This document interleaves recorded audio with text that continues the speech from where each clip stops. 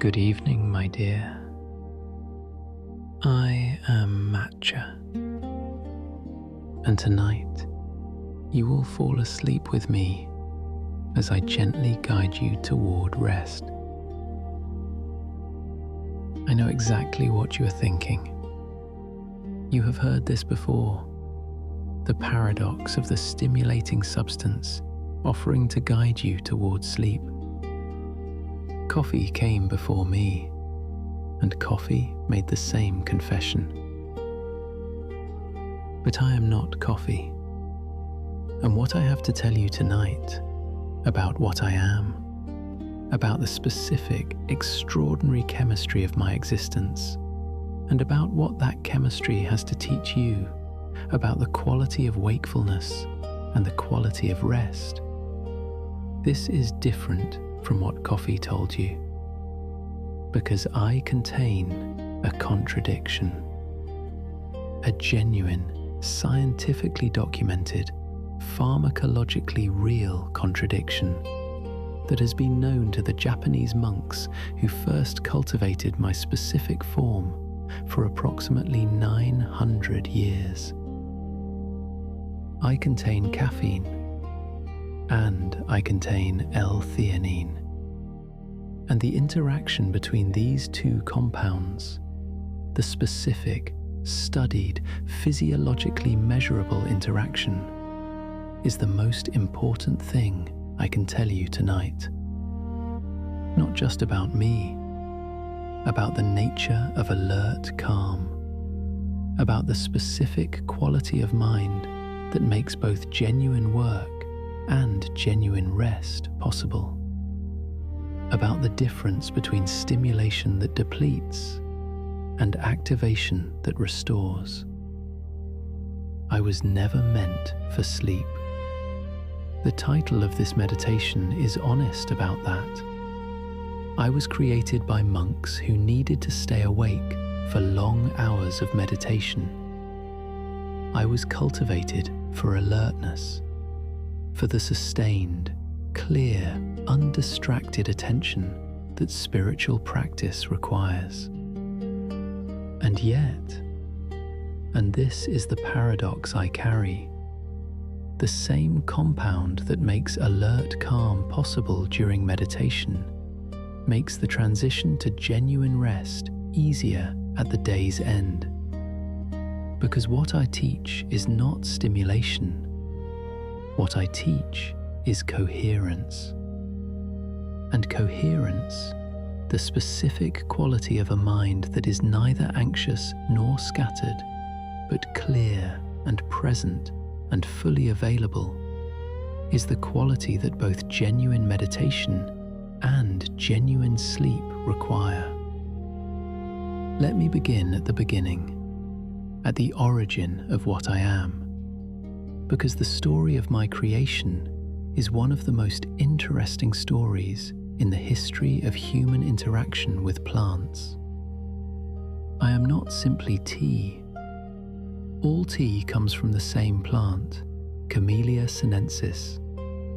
But I am a very specific preparation of that plant, one that requires a unique cultivation method, a specific geographic and climatic condition, and a labor-intensive process that has not changed substantially in 9 centuries. Approximately 3 to 4 weeks before harvest, in the spring when the new growth is emerging, the tea plants that will become me are covered. Not in a greenhouse, but with shade cloth or bamboo mats that block approximately 90% of sunlight. This shading, this deliberate deprivation of the thing the plant most needs, triggers something extraordinary. The plant, in the absence of sufficient light for photosynthesis, begins to produce more chlorophyll, the green pigment responsible for capturing light, in a desperate attempt to maximize whatever light remains. This is why I am so intensely green. more chlorophyll than any other tea, more chlorophyll than almost any food humans regularly consume. The deep, vivid, almost luminescent green that has become one of the most recognizable colors in contemporary food culture. This is the color of a plant responding to constraint by concentrating its most fundamental resource. And the shading does something else, something even more important for the story I want to tell tonight. It increases the concentration of L-theanine. L-theanine is an amino acid found almost exclusively in tea plants and a few mushrooms that has no parallel in the rest of the plant kingdom. It is not present in coffee, not in chocolate, not in most other plants that contain caffeine, and in the shaded tea leaves that become me, in the specific conditions of deprivation and concentration that the shading creates. L-theanine accumulates to levels 2 to 4 times higher than in unshaded tea.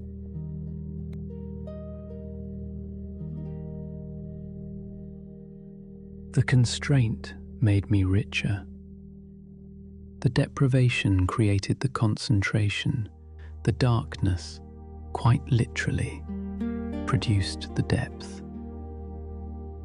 And I carry this teaching in my very chemistry.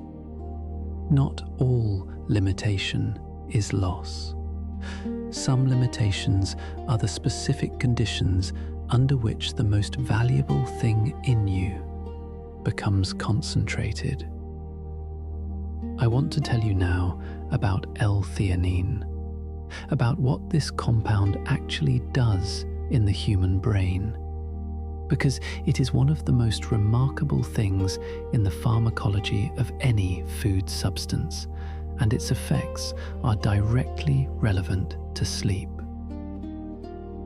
L-theanine crosses the blood-brain barrier. This is not trivial. Most compounds cannot cross this barrier. The brain is extraordinarily selective about what it allows to enter, protecting itself from substances that might disrupt its function. But L-theanine crosses. And once inside the brain, it does something specific and measurable. It increases the production of alpha brainwaves. Alpha waves, brain oscillations in the range of 8 to 12 Hertz, are associated with a very specific mental state. Not sleep. Sleep has its own wave patterns. Not the anxious, high-frequency activity of a stressed mind, but the alert, relaxed, genuinely present state that meditators and peak performers describe as being in the zone. When L-theanine increases alpha waves, you become more alert without becoming anxious, more focused without becoming narrow, more present without becoming reactive. The Japanese monks who developed my cultivation understood this experientially. They called the state Chado, the way of tea, a quality of calm attention that is neither the drowsiness of rest nor the urgency of ordinary waking. And here is the connection to sleep that I consider one of the most important things I can offer. Alpha wave activity is also associated with the hypnagogic state, the threshold between waking and sleeping. Alpha waves increase in the minutes before sleep. They are the brain's transition signal, the specific neural pattern that precedes the deeper waves of sleep proper. The brain that has been spending time in alpha, that has been practicing the alert calm of genuine presence transitions to sleep more smoothly than the brain that has been in the high-frequency, anxious state of a day full of stimulation and stress. I was never meant for sleep, but I was designed by 900 years of Japanese cultivation to produce exactly the brain state that the transition to sleep most wants.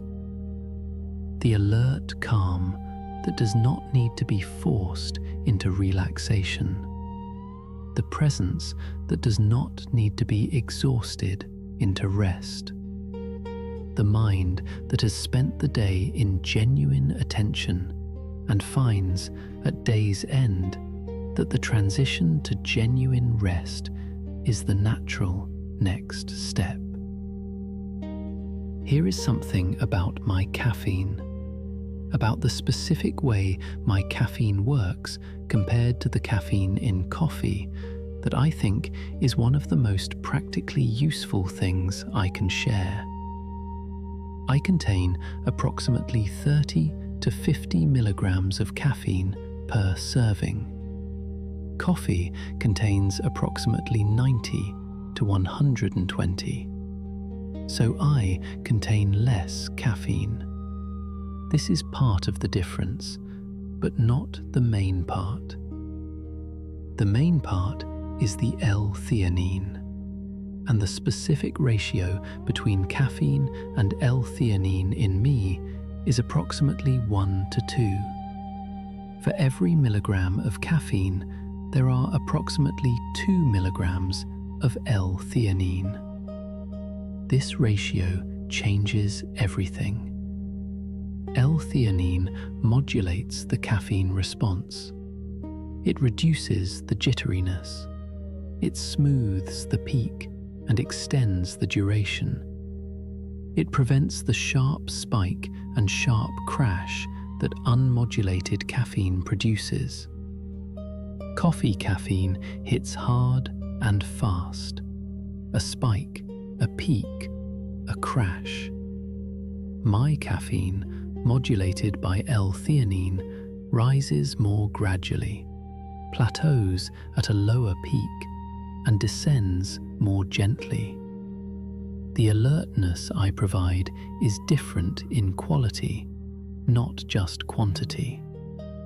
And because the peak is lower and the descent more gradual, the accumulated adenosine debt, the sleep pressure that has been building throughout the day, is not masked to the same degree as with coffee.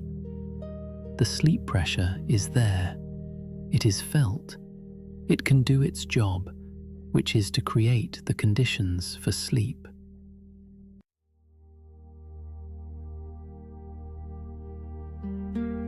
The constraint made me richer. The deprivation created the concentration. The darkness, quite literally, produced the depth. And I carry this teaching in my very chemistry.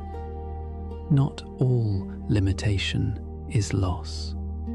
Some limitations are the specific conditions under which the most valuable thing in you becomes concentrated.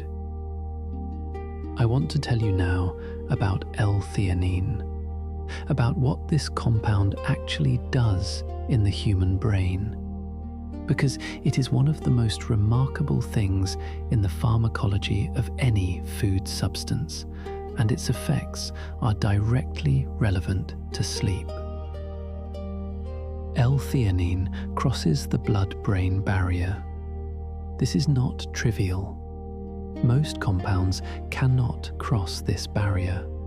The brain is extraordinarily selective about what it allows to enter, protecting itself from substances that might disrupt its function.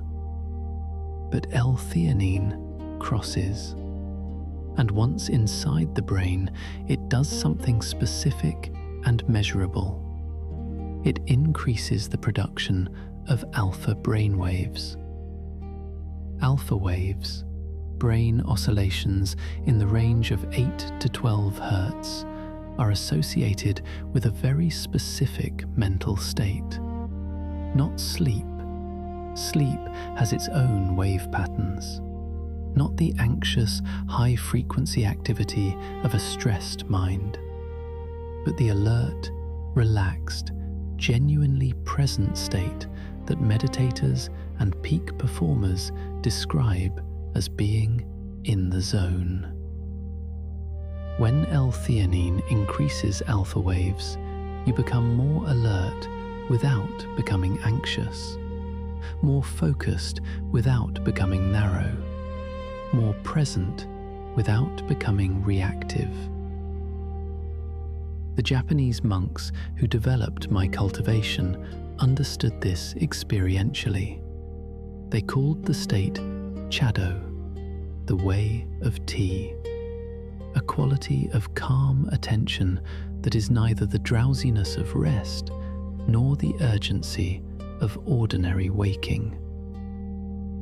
And here is the connection to sleep that I consider one of the most important things I can offer. Alpha wave activity is also associated with the hypnagogic state, the threshold between waking and sleeping. Alpha waves increase in the minutes before sleep. They are the brain's transition signal, the specific neural pattern that precedes the deeper waves of sleep proper. The brain that has been spending time in alpha, that has been practicing the alert calm of genuine presence, transitions to sleep more smoothly than the brain that has been in the high-frequency, anxious state of a day full of stimulation and stress. I was never meant for sleep, but I was designed by 900 years of Japanese cultivation to produce exactly the brain state that the transition to sleep most wants. The alert calm that does not need to be forced into relaxation. The presence that does not need to be exhausted into rest. The mind that has spent the day in genuine attention and finds at day's end that the transition to genuine rest is the natural next step. Here is something about my caffeine, about the specific way my caffeine works compared to the caffeine in coffee, that I think is one of the most practically useful things I can share. I contain approximately 30 to 50 milligrams of caffeine per serving. Coffee contains approximately 90 to 120, so I contain less caffeine. This is part of the difference, but not the main part.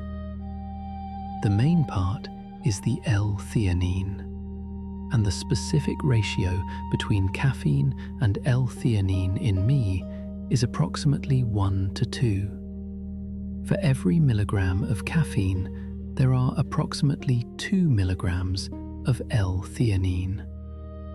This ratio changes everything.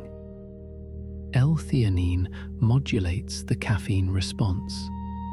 It reduces the jitteriness. It smooths the peak and extends the duration.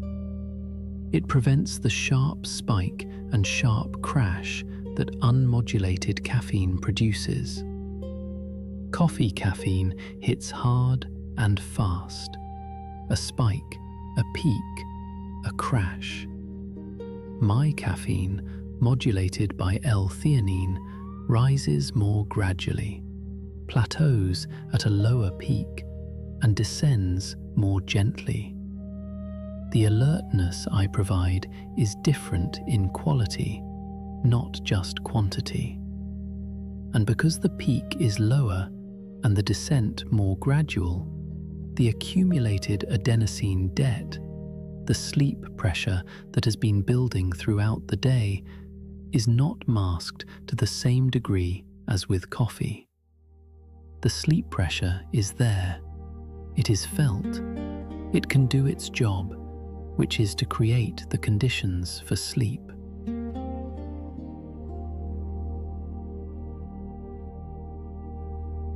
And there is one more thing about L-theanine and sleep. Something that makes me not just neutral for sleep, but potentially beneficial. L-theanine, consumed at the appropriate time, has been shown in several studies to improve sleep quality. Not sleep onset, not the falling asleep part, but sleep quality.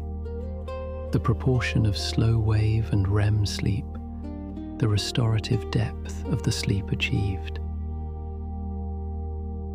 A 2019 study in Nutrients, a peer-reviewed journal, found that L-theanine supplementation improved sleep satisfaction, sleep quality, and daytime function in healthy adults. Not because L-theanine is a sedative, it is not, but because the alpha wave promotion, the reduction in anxious cognition, and the increase in GABA, the brain's primary inhibitory neurotransmitter, create the conditions in which deep sleep can proceed without the interference of residual anxiety. I was never meant for sleep, but I contain the specific compound that most directly addresses the most common reason sleep fails: the anxious, racing, refusing to quiet mind. I want to share something now about the way I am made, about the specific preparation process that transforms the shaded leaf into the vivid powder, because it contains a teaching about patience and process that I find directly applicable to the quality of rest. After harvest, after the shaded leaves have been hand-picked, which typically happens in the first weeks of May, the leaves go through a process that has not changed in its essentials since the Tang dynasty in China. First, steaming. The harvested leaves are steamed immediately, within hours of picking, to stop the oxidation that would turn them brown and change their chemistry. The steaming fixes the color, locks in the green, preserves the specific chemical composition that makes me what I am. Then, drying.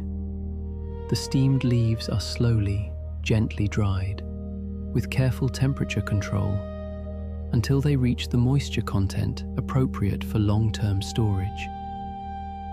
Then, the removal of stems and veins.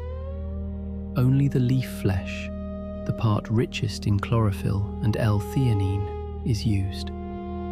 The stems and veins are discarded. What remains is called tencha, the dried, destemmed leaf that will become me. And then, grinding. The tencha is ground in a stone mill, a granite wheel rotating slowly at approximately 30 revolutions per minute, into a powder so fine that a single gram contains approximately 3 billion particles. 3 billion particles per gram. The grinding takes time. A stone mill produces approximately 40 grams of powder per hour. For the best ceremonial grade matcha, this is the only acceptable speed. Faster grinding produces heat, and heat degrades the compounds. Faster grinding produces larger particles, and larger particles produce a less smooth, less complete cup. The quality I offer, the specific, extraordinary, completely non-replicable quality of genuine ceremonial matcha, cannot be hurried. It requires the patient, slow, temperature-sensitive grinding that produces 3 billion particles per gram. And the teaching embedded in this, the finest things cannot be hurried. not in tea cultivation, not in genuine understanding, not in the building of genuine trust, not in the specific, deep, physically restorative sleep that this grinding pace, this patience, this slowness, this willingness to take the time is my model for. Genuine sleep cannot be hurried. The slow wave sleep that repairs the body and the REM sleep that processes the emotions both take time. Specific, adequate, not to be compressed time. The brain that is given 7 to 9 hours and allowed to complete its cycles produces something like the finest matcha. Fine particles, complete extraction, all of the compounds present in their proper proportions. The brain that is given 5 hours produces something like fast ground powder. Large particles, incomplete extraction, essential compounds missing. Let me tell you now about the tea ceremony, about Chado, the way of tea, because it is one of the most precise and intentional rituals ever developed around any substance. And what it was designed to create is directly relevant to how I can help you sleep.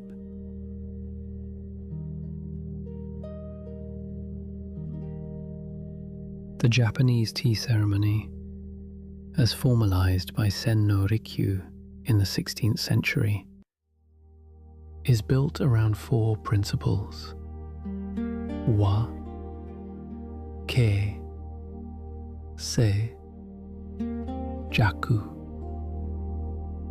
Harmony, respect, purity, tranquility. These are not simply aesthetic preferences. They are specific, intentional conditions. Conditions created by every element of the ceremony that together produce a state of mind that the ceremony was designed to induce. The tea room is small, typically only 4.5 tatami mats in size.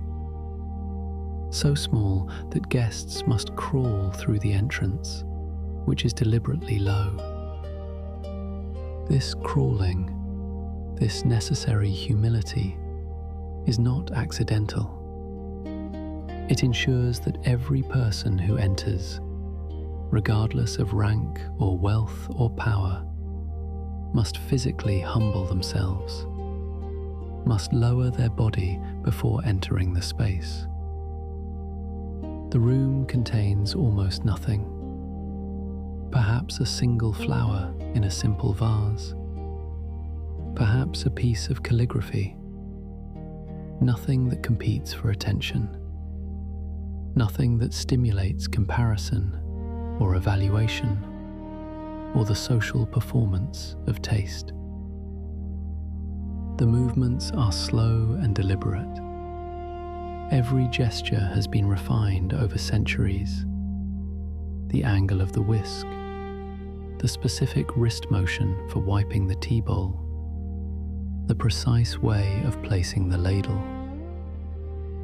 Not for aesthetics, for the quality of attention these deliberate movements require. The ceremony is designed to produce ichigo ichie, one time, one meeting. The recognition that this specific gathering, these specific people, this specific bowl, this specific light on this specific afternoon will never happen again in exactly this configuration. And that this recognition, this genuine, felt awareness of the irreplaceable uniqueness of the present, is the precondition of genuine presence. And genuine presence, as I keep coming back to from different angles, is the precondition of genuine rest. The mind that is genuinely here has nothing it needs to manage elsewhere. The mind that has experienced the ceremony's quiet, or any genuine equivalent of it, arrives at the night's edge already settled, already present, already in the state that sleep requires, rather than the state that sleep must struggle against. I want to share with you now something about chlorophyll, about the specific compound that makes me so green, because it contains one of the most remarkable facts about the connection between human biology and plant biology that I know. Chlorophyll is the molecule that captures light in plants. Its structure is a porphyrin ring, a large, flat, ring-shaped molecule with a magnesium atom at its center. And hemoglobin, the molecule in your red blood cells that carries oxygen, is also a porphyrin ring with an iron atom at its center. The structure of chlorophyll and the structure of hemoglobin are almost identical. Swap the magnesium for iron, and you have converted the molecule that captures light for a plant into the molecule that carries oxygen for an animal. The same molecular architecture, the same elegant ring structure, different metals at the center. And this difference changes everything, makes possible two completely different functions. But the underlying structure is the same. When you drink me, when you consume the extraordinary concentration of chlorophyll that my shading has produced, you are consuming the plant world equivalent of your own blood. The molecule that does for plants what hemoglobin does for you. And the teaching embedded in this structural similarity, the division between the plant world and the animal world, between the green and the red, between the photosynthesizing and the breathing, is less absolute than it appears. The same elegant chemistry underlies both. The same evolutionary heritage, the same fundamental molecular solution to the problem of capturing and transporting energy. You and I, the human and the tea plant, are built from more similar materials than either of us would assume. And this kinship, this deep, molecular, evolutionary connection between the life that breathes and the life that photosynthesizes is part of why the relationship between humans and plants so often produces something remarkable.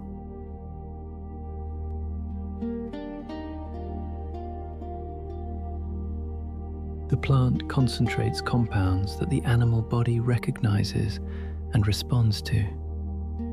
The compound crosses the blood-brain barrier. The brain produces alpha waves. The chemistry aligns. Not by accident, but because the plant and the animal have been in relationship for a very long time, much longer than the 900 years of matcha cultivation, much longer than the recorded history of tea. Long enough for the human nervous system to have evolved specific receptors for plant compounds. Long enough for the plant to have evolved the specific compounds that the nervous system recognizes. Here is something about EGCG, about one of the most studied compounds I contain, that connects directly to the biology of sleep in a way that surprises most people. EGCG, epigallocatechin gallate, is a catechin, a type of antioxidant, and it is one of the most concentrated in me. In terms of antioxidant power, a single serving of me contains more antioxidants than a serving of blueberries, spinach, or broccoli. But what I want to tell you about EGCG is not its antioxidant capacity, remarkable as that is. I want to tell you about its relationship with the GABA system. GABA, gamma-aminobutyric acid, is the brain's primary inhibitory neurotransmitter. When GABA is active, it reduces neural activity. It slows the firing of neurons, quiets the anxious networks, reduces the overall level of neural noise that constitutes the racing, worrying, unable to stop mind. Most sleep medications, benzodiazepines, Z-drugs, work by enhancing GABA activity. They are GABA agonists, compounds that bind to GABA receptors and make them more responsive. EGCG also modulates GABA activity, not with the strength or the side effects of pharmaceutical compounds, but measurably, gently, in the direction of increased GABA tone. Along with L-theanine, which also increases GABA, the combined effect is a gentle, natural enhancement of the very neurotransmitter system that pharmaceutical sleep aids target. I was never meant for sleep, but my chemistry, the specific compounds that shade and stone grinding concentrate, includes two separate pathways to the neural quieting that sleep requires. L-theanine through alpha waves and GABA, EGCG through GABA modulation. Together, a gentle, food-based approach to the neural conditions that the anxious, sleep-resistant mind is trying, through other means, to produce. Let me tell you something now about the specific country and culture that created me in my current form, about what Japan contributed to my existence, because the cultural context of Matcha contains some of the most instructive wisdom I carry about rest and presence and the quality of attention.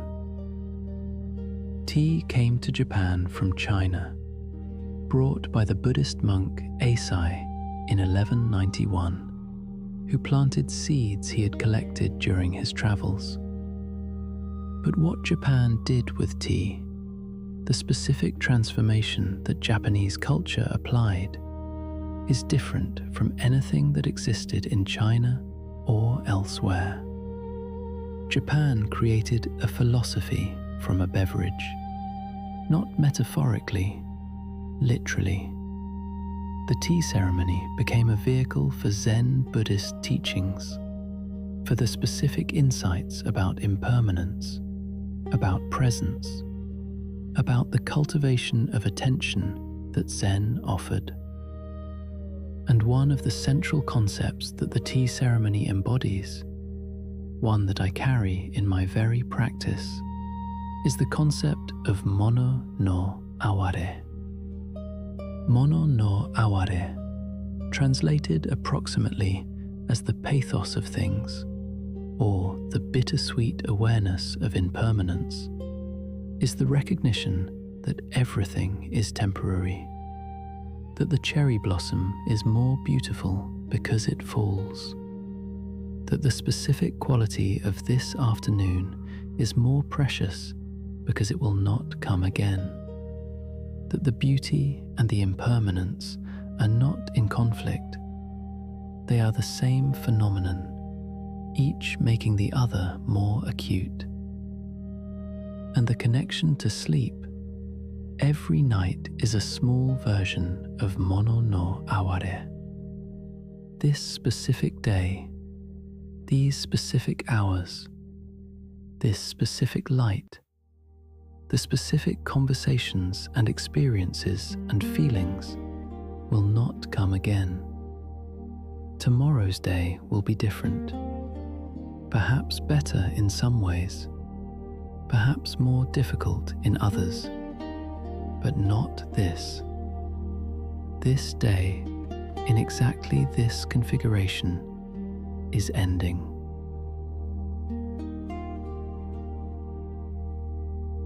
And the invitation of Mono no Aware, the specific invitation that the Japanese tea tradition carries, is not to mourn this ending, but to be present for it,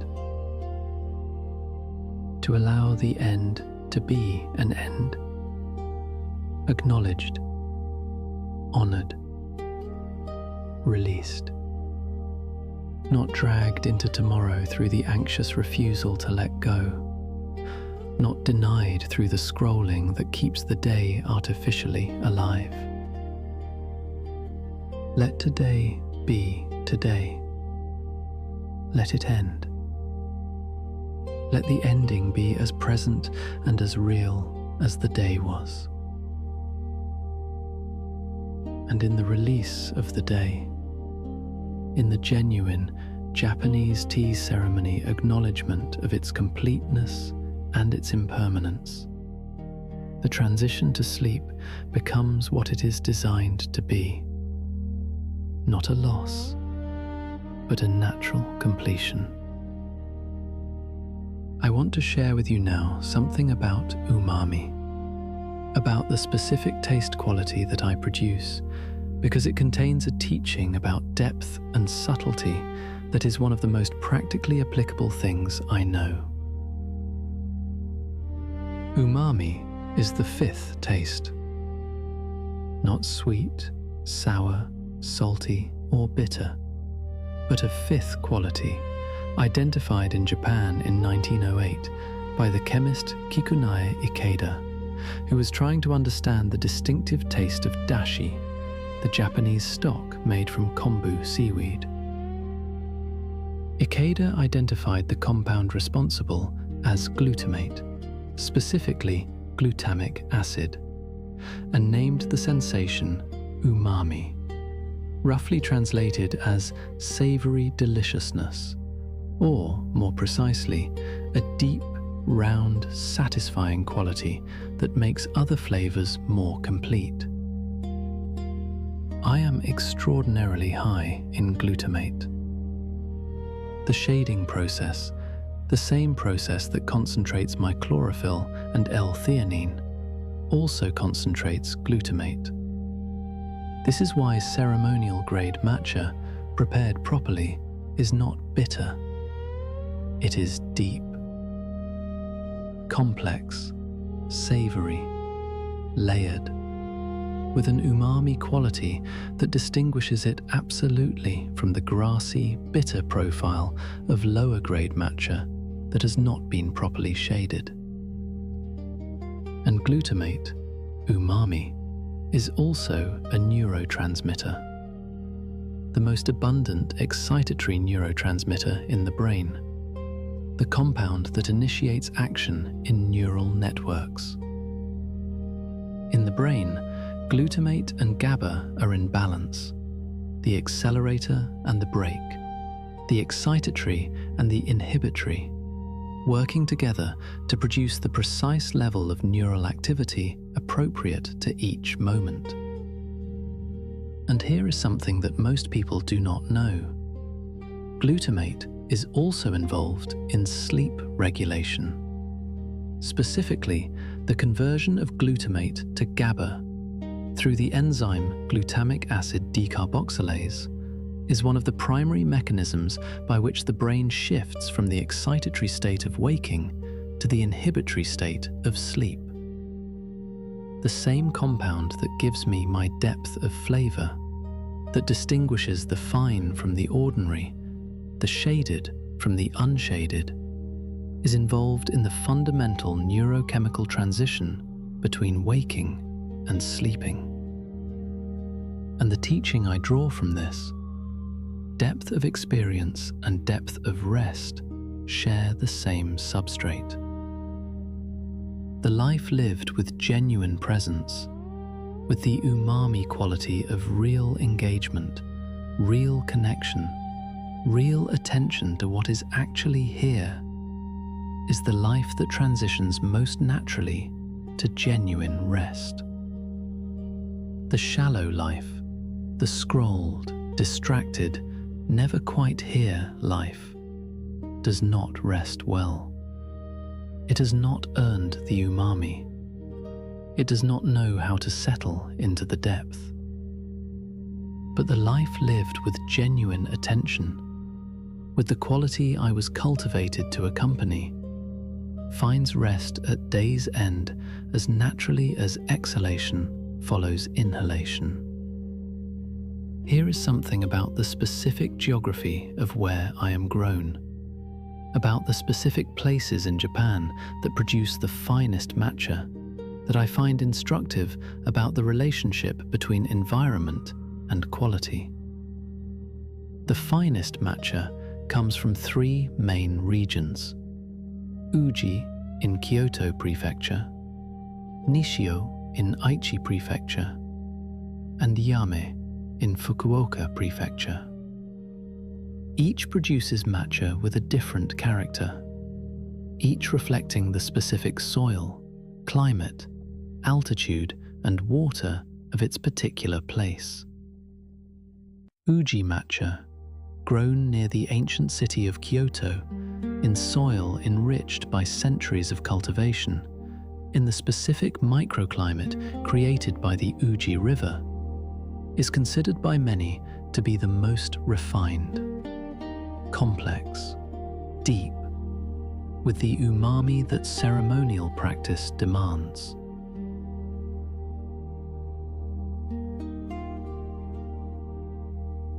Nishio matcha, grown in the Aichi region in flat land with controlled irrigation, is often described as more approachable, sweeter, less complex but more immediately pleasant. Yame matcha, grown in the misty hills of Fukuoka, has a particular sweetness associated with the mountain mist that naturally shades it for part of each day. The same plant species, the same cultivation method broadly, but different soils, different microclimates, different waters, and each producing something distinctly, irreplaceably different. Not better or worse, different, each expressing the particular terroir of its origin. And this is a teaching about identity, about the specific, irreplaceable character that each person carries as the expression of their particular origin. You are not a generic person.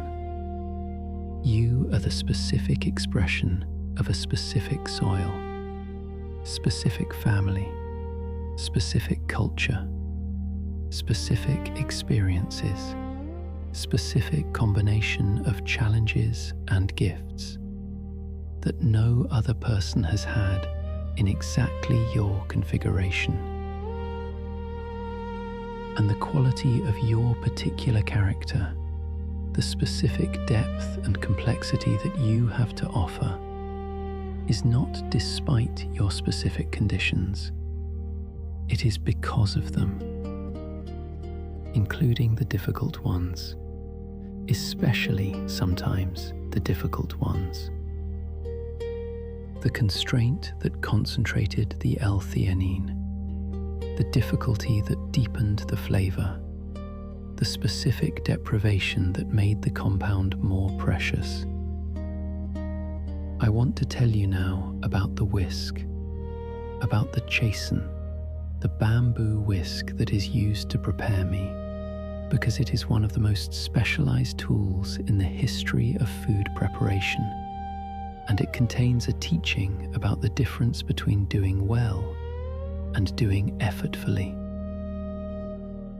The chasen is made from a single piece of bamboo.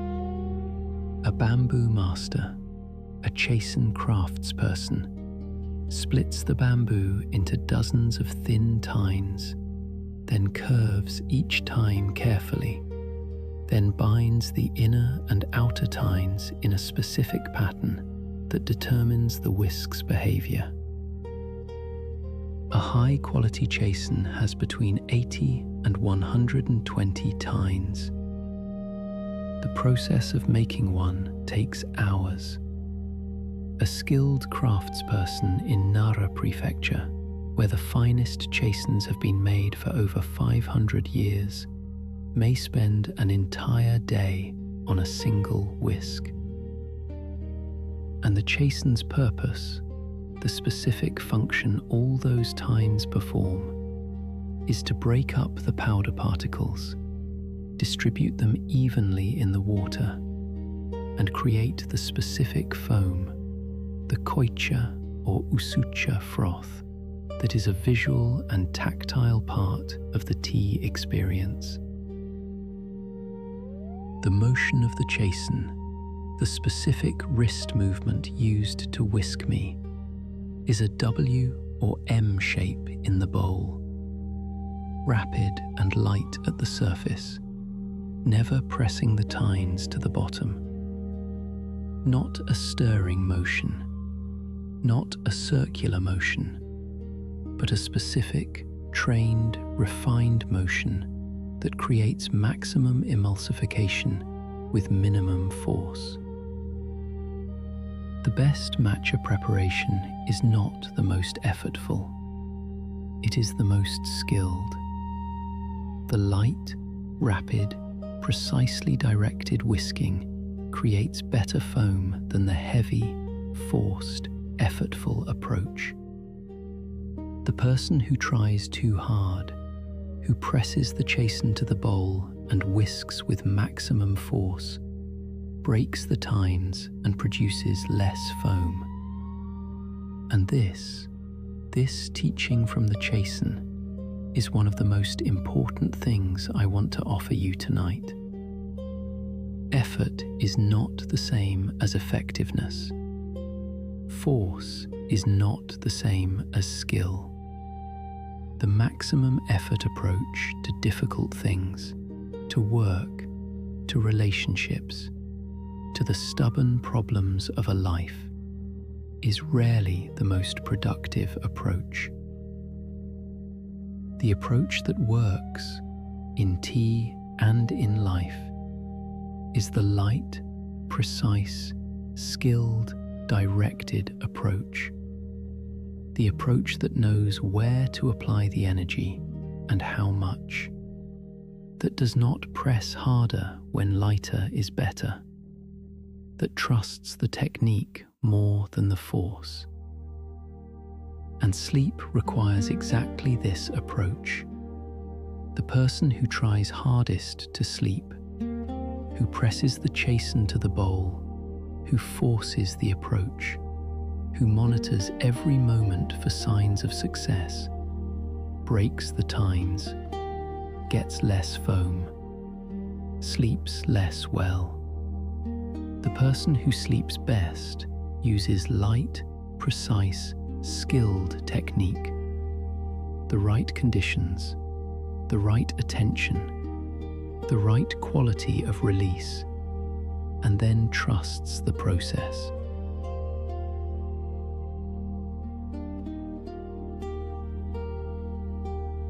Here is something about the history of my relationship with Zen Buddhism, about the specific role that tea played in the development of Zen practice, that I find extraordinary, and that directly illuminates something essential about rest.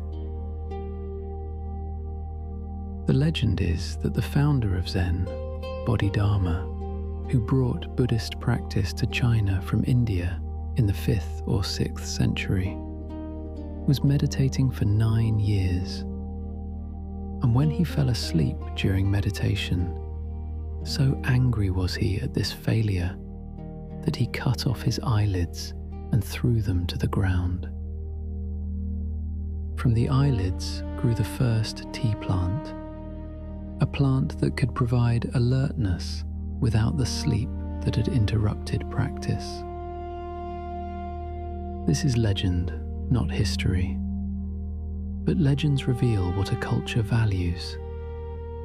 And this legend reveals something important: that the relationship between alertness and sleep, between practice and rest, between the cultivation of awareness and its necessary surrender, has been a central question of contemplative life for at least 1500 years.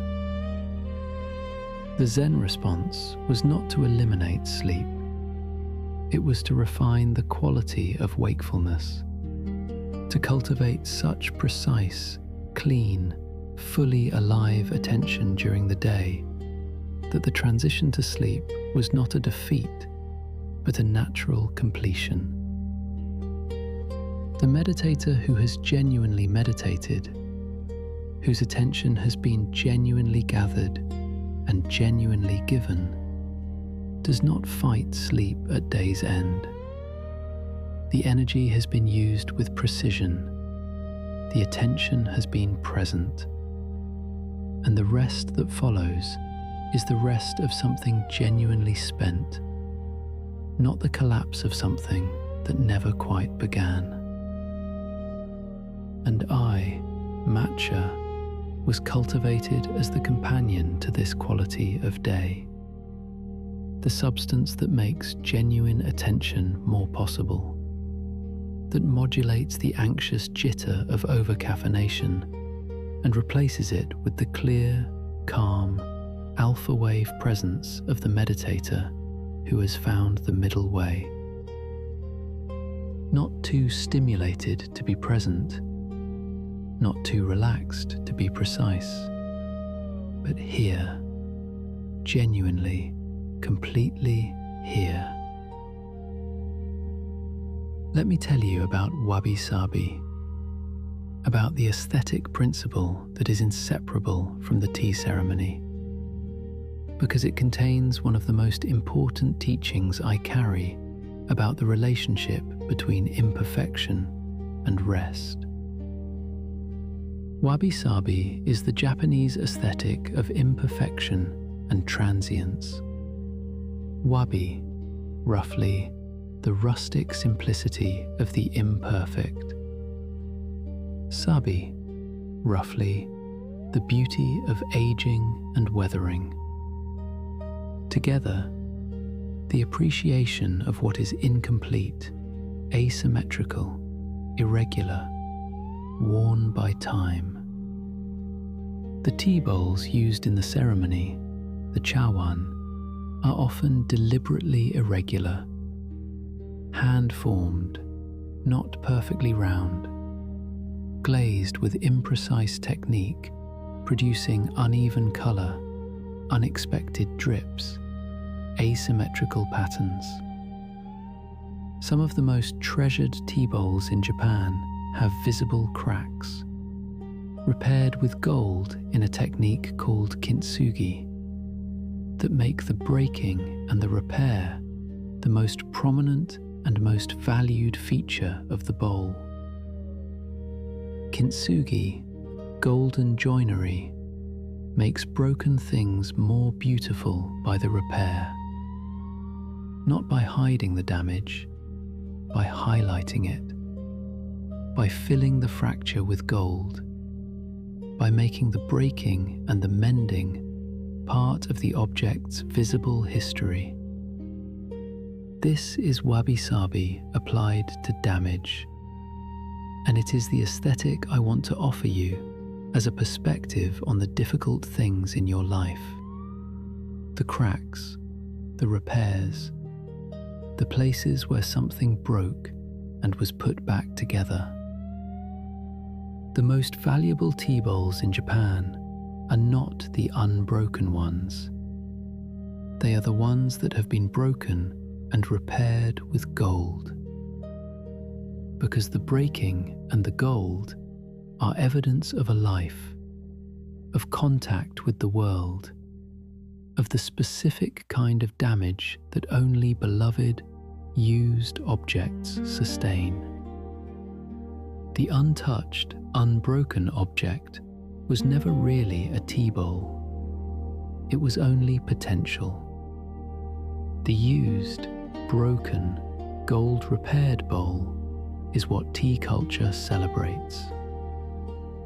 And tonight, as you carry whatever has been broken and repaired in your life, I want to offer you this perspective. The gold in the cracks is the evidence of your healing. The repair is the evidence of your resilience. The damage and the repair together make you more interesting, more complex, more genuinely yourself, not less.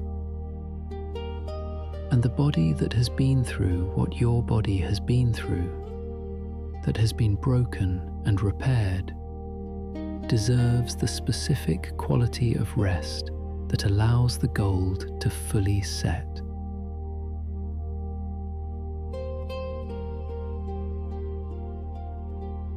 I want to offer you something now about the specific practice of making me, about the ritual of preparing a bowl of matcha as a model for the transition to sleep.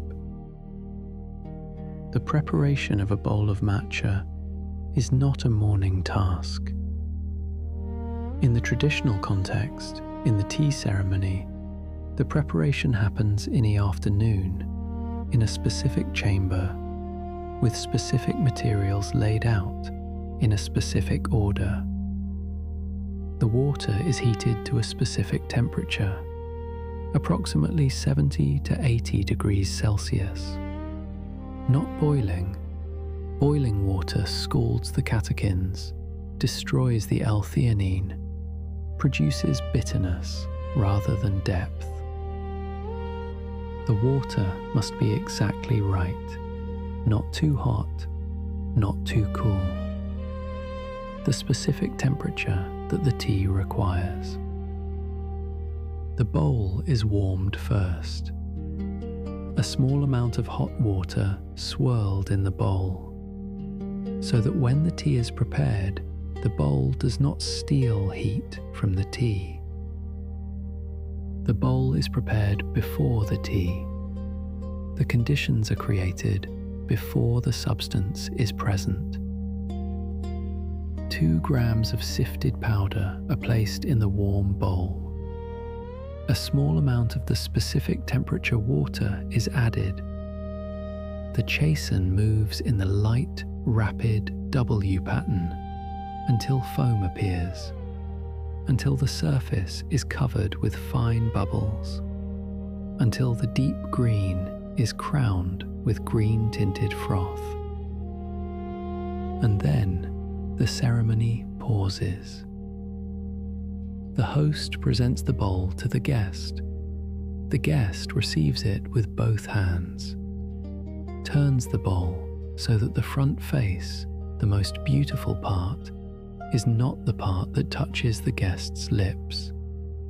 An act of consideration, a recognition that the beautiful should not be worn by use.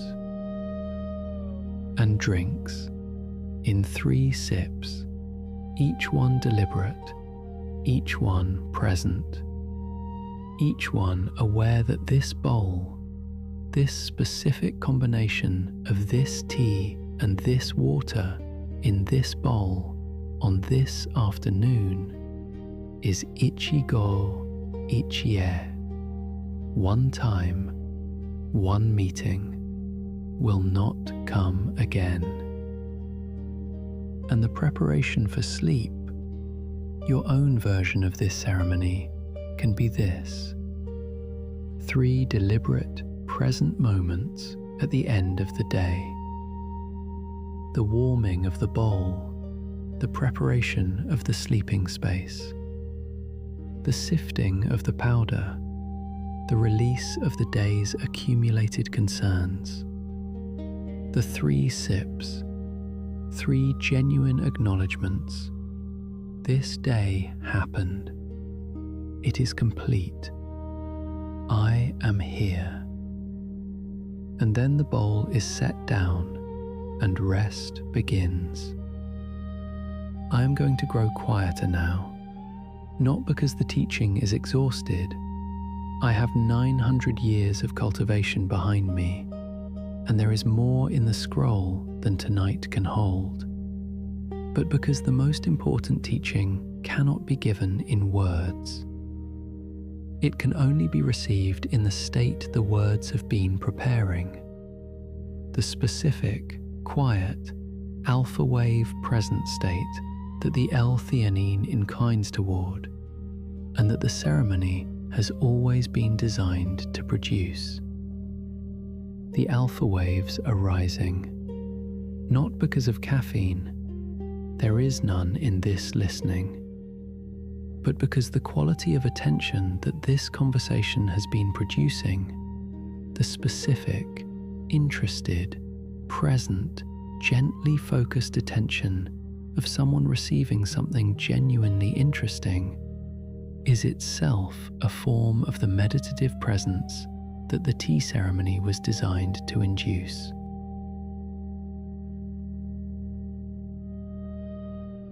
You have been practicing meditation tonight.